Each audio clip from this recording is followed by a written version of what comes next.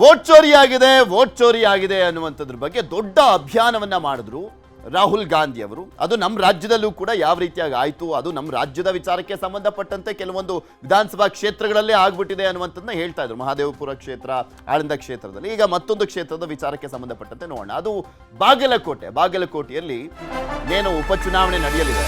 ಈ ಉಪಚುನಾವಣೆಯ ಸಂದರ್ಭದಲ್ಲಿ ವೋಟ್ ಚೋರಿ ಅನ್ನುವಂಥ ಸದ್ದು ಮಾಡ್ತಾರೆ. ಯಾವ ರೀತಿಯಾದಂಥ ವೋಟ್ ಚೋರಿ ನೋಡ್ತಾ ಹೋಗೋಣ. ಬೈ ಎಲೆಕ್ಷನ್ ಹೊತ್ತಲ್ಲೇ ಕಾಂಗ್ರೆಸ್ನಿಂದ ಗಂಭೀರ ಆರೋಪ.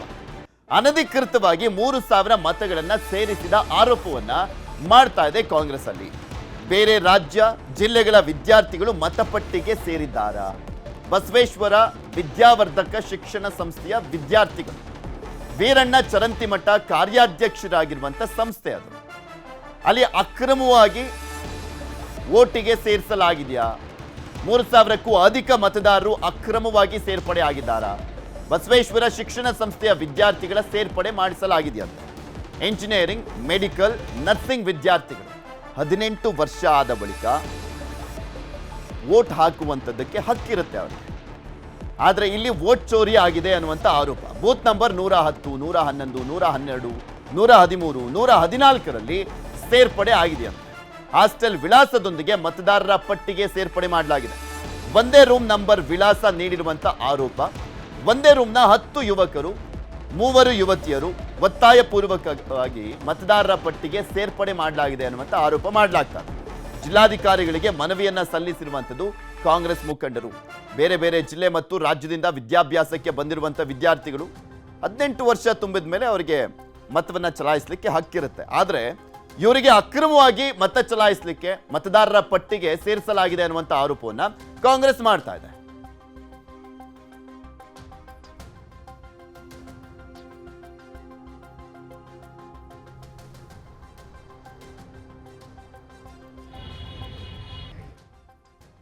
ಬಾಗಲಕೋಟೆ ವಿಧಾನಸಭಾ ಕ್ಷೇತ್ರದಲ್ಲಿ ಈಗಾಗಲೇ ವೋಟ್ ಚೋರಿ ನಡೀತಾ ಇದೆ.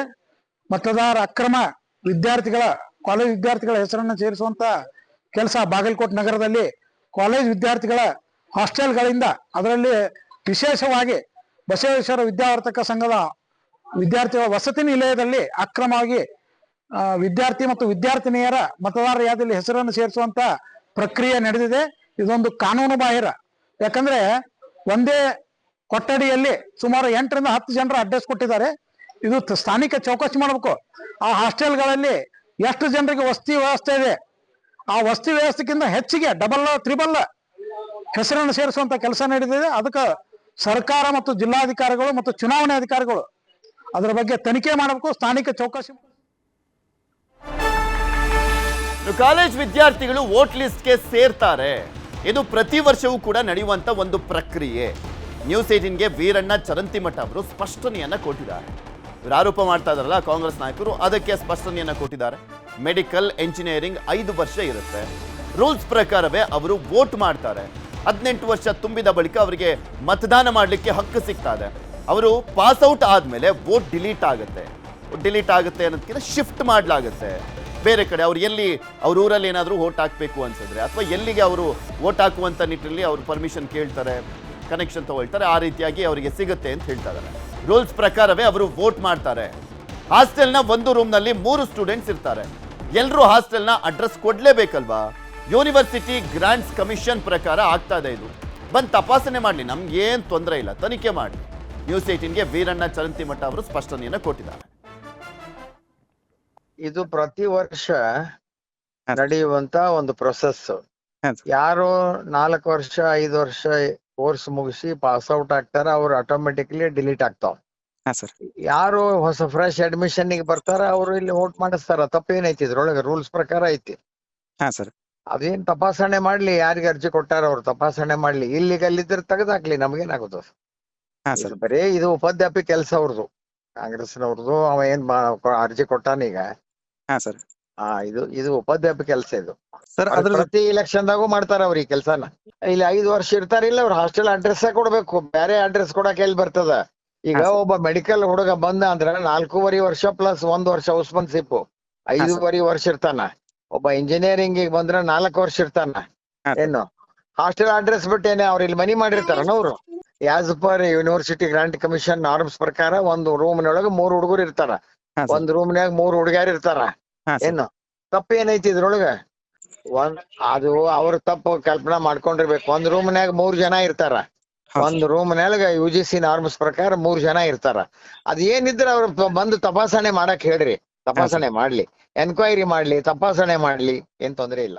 ಇದು ಇದೆಲ್ಲದ್ರ ಬಗ್ಗೆ ಇನ್ನಷ್ಟು ಮಾಹಿತಿಯನ್ನ ಕೊಡ್ತಾ ಹೋಗ್ತಾರೆ ನಮ್ಮ ಬಾಗಲಕೋಟೆಯ ಪ್ರತಿನಿಧಿ ಮಂಜುನಾಥ್ ನಮ್ಮ ಜೊತೆ ನೇರ ಸಂಪರ್ಕದಲ್ಲಿ ಜಾಯ್ನ್ ಆಗಿದ್ದಾರೆ. ಮಂಜು, 18 ವರ್ಷ ಆದ ಬಳಿಕ ಪ್ರತಿಯೊಬ್ಬ ಭಾರತೀಯನಿಗೂ ಮತದಾನ ಮಾಡುವಂತ ಹಕ್ಕಿದೆ, ಅದು ಸಂವಿಧಾನದಲ್ಲಿ ಇರುವಂತ ರೂಲ್ಸು.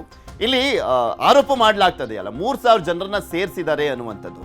ಇಲ್ಲಿ ಅವರ ಅಂದ್ರೆ ಹಕ್ಕಿನ ಪ್ರಕರಣ ಅವರೇ ತಗೊಂಡಿರುವಂಥದ್ದು ಅಥವಾ ಕಾಲೇಜಿನ ಮುಖಾಂತರ ಅವರಿಗೆ ಒತ್ತಡ ಹಾಕಿ ಬೈ ಎಲೆಕ್ಷನ್ ಸಂದರ್ಭದಲ್ಲಿ ಕೊಡಿಸುವಂತ ಕೆಲಸ ಏನಾದರೂ ಆಗಿದೆಯಾ? ಈಗ ದೂರು ಕೊಟ್ಟಿರುವಂತ ಹಿನ್ನೆಲೆಯಲ್ಲಿ ಏನಾದರೂ ವಿಚಾರಣೆ ಮಾಡ್ತಾ ಇದ್ದಾರೆ ಹೇಗೆ? ಪೃಥ್ವಿರಾಜ್, ಬಾಗಲಕೋಟೆ ವಿಧಾನಸಭೆಯಲ್ಲಿ ಇದೀಗ ಉಪಚುನಾವಣೆ ಎದುರಾಗಿರೋದ್ರಿಂದಾಗಿ ಸಹಜವಾಗಿ ಇಂತಹ ಒಂದು ಆರೋಪ ಕೇಳಿ ಬಂದಿದೆ. ಏನು ಕಾಂಗ್ರೆಸ್ ಪಕ್ಷದಿಂದ ಇಂತಹ ಒಂದು ಆರೋಪವನ್ನ ಮಾಡಲಾಗ್ತಾ ಇದೆ. ಏನು ಬಿಜೆಪಿಯ ಮಾಜಿ ಶಾಸಕ ಮತ್ತು ಬಸವೇಶ್ವರ ವಿದ್ಯಾವರ್ತಕ ಸಂಸ್ಥೆಯ ಕಾರ್ಯಾಧ್ಯಕ್ಷರು ಕೂಡ ಆಗಿರುವಂತಹ ವೀರಣ್ಣ ಚರಂತಿಮಠ ಅವರ ಮೇಲೆ ಈ ರೀತಿಯಾಗಿ ಒಂದು ಆರೋಪವನ್ನ ಮಾಡ್ತಾ ಇದ್ದಾರೆ. ಇಲ್ಲಿ ಪ್ರಮುಖವಾದಂತದ್ದು ಏನಂತಂದ್ರೆ, ಏನು ಬಸವೇಶ್ವರ ವಿದ್ಯಾವರ್ತಕ ಸಂಸ್ಥೆಯಲ್ಲಿ ಸಾವಿರಾರು ವಿದ್ಯಾರ್ಥಿಗಳು ಬೇರೆ ಬೇರೆ ಜಿಲ್ಲೆಯಿಂದ ಆಗಿರ್ಬೋದು, ಬೇರೆ ಬೇರೆ ರಾಜ್ಯಗಳಿಂದ, ಏನು ಮೆಡಿಕಲ್ ಆಗಿರ್ಬೋದು, ಇಂಜಿನಿಯರಿಂಗ್ ಆಗಿರ್ಬೋದು, ಈ ರೀತಿಯಾಗಿ ಬೇರೆ ಬೇರೆ ಕೋರ್ಸ್ಗಳಿಗೆ ಇಲ್ಲಿಗೆ ಬರುವಂತದ್ದು ಸಹಜ. ಏನು ಆ ವಿದ್ಯಾರ್ಥಿಗಳೇನು ಇಲ್ಲಿರ್ತಾರೆ ಅವರನ್ನ ಮತದಾರರ ಪಟ್ಟಿಗೆ ಸೇರ್ಪಡೆ ಮಾಡ್ತಾರೆ. ಅದ್ರ ಜೊತೆಗೇನೆ ಏನು ಮತದಾರರ ಪಟ್ಟಿಗೆ ಸೇರ್ಪಡೆ ಮಾಡುವಂತ ಸಂದರ್ಭದಲ್ಲಿ ಹಾಸ್ಟೆಲ್ಗಳ ವಿಳಾಸವನ್ನ ನೀಡ್ತಾರೆ. ಆ ಹಾಸ್ಟೆಲ್ ವಿಳಾಸ ನೀಡುವಂತ ಸಂದರ್ಭದಲ್ಲಿ ವಿದ್ಯಾರ್ಥಿನಿ ಮತ್ತು ವಿದ್ಯಾರ್ಥಿಗಳಿಗೆ ಅಂದ್ರೆ ಇಬ್ಬರಿಗೂ ಕೂಡ ಒಂದೇ ರೂಮಿನ ಅಡ್ರೆಸ್ ಅನ್ನ ಯಾವ ರೀತಿಯಾಗಿ ಕೊಡೋಕೆ ಸಾಧ್ಯ ಅನ್ನುವಂತ ಒಂದು ಪ್ರಶ್ನೆಯನ್ನು ಇಟ್ಕೊಂಡು ಇದೀಗ ಕಾಂಗ್ರೆಸ್ನವರು ಒಂದು ಆರೋಪವನ್ನ ಮಾಡಿರುವಂತದ್ದು. ಇದೇ ಹಿನ್ನೆಲೆಯಲ್ಲಿ ಇದೀಗ 3000ಕ್ಕೂ ಹೆಚ್ಚು ಜನರನ್ನ ಹೊಸದಾಗಿ ಅಂದ್ರೆ ಈ ವರ್ಷ ಹೊಸದಾಗಿ ಮತದಾರರ ಪಟ್ಟಿಗೆ ಸೇರ್ಪಡೆ ಮಾಡೋದಕ್ಕೆ ಅಂತೇಳಿ ಅರ್ಜಿಯನ್ನು ಕೊಡಲಾಗಿದೆ. ಆ ಒಂದು ಅರ್ಜಿ ನೋಡಿದಂತ ಸಂದರ್ಭದಲ್ಲಿ ಏನು ಯುವಕ ಮತ್ತು ಯುವತಿಯರಿಗೆ ಒಂದೇ ರೂಮಿನ ಅಡ್ರೆಸ್ ಕೊಟ್ಟಿರೋದ್ರಿಂದಾಗಿ ಇಲ್ಲಿ ಅಕ್ರಮ ನಡೆದಿದೆ ಅನ್ನುವಂಥದ್ದು ಒಂದು ಅನುಮಾನ ಬರ್ತಾ ಇದೆ. ಇದಕ್ಕಾಗಿ ತನಿಖೆಯನ್ನು ಮಾಡಿ ಅನ್ನುವಂತಹ ಹಿನ್ನೆಲೆಯಲ್ಲಿ ಜಿಲ್ಲಾಧಿಕಾರಿಗಳಿಗೆ ಮನವಿಯನ್ನು ಸಲ್ಲಿಸಿದ್ದಾರೆ. ಇದೇ ಒಂದು ವಿಚಾರಕ್ಕೆ ಸಂಬಂಧಪಟ್ಟಂತೆ ಇದೀಗ ಪ್ರತಿಕ್ರಿಯೆಯನ್ನು ನೀಡಿರುವಂತಹ ಏನು ಬಸವೇಶ್ವರ ಸಂಘದ ಕಾರ್ಯಾಧ್ಯಕ್ಷ ವೀರಣ್ಣ ಚರಂತಿಮಠ ಅವರು ಈ ಒಂದು ಆರೋಪವನ್ನು ತಳ್ಳಿ ಹಾಕಿದ್ದಾರೆ. ಸಹಜವಾಗಿ ಎಲ್ರಿಗೂ ಕೂಡ 18 ವರ್ಷ ಆದ ಬಳಿಕ ಮತದಾನದ ಹಕ್ಕಿರುತ್ತೆ. ಅದೇ ಪ್ರಕಾರವಾಗಿ ಅವರು ಮತದಾನ ಇಲ್ಲಿರೋದ್ರಿಂದಾಗಿ ಇಲ್ಲಿ ಮತದಾನವನ್ನ ಮಾಡೋದಕ್ಕೆ ಅವರಿಗೆ ಹಕ್ಕಿರುತ್ತೆ. ಹೀಗಾಗಿ ಇದರಲ್ಲಿ ಯಾವುದೇ ರೀತಿ ಅಕ್ರಮ ಇಲ್ಲ, ಬೇಕಾದ್ರೆ ತನಿಖೆ ಮಾಡ್ಕೊಳ್ಳಿ ಅನ್ನುವಂತಹ ಒಂದು ಸ್ಪಷ್ಟನೆಯನ್ನ ನೀಡಿರುವಂತದ್ದು. ಪೃಥ್ವಿರಾಜ್, ಓಕೆ.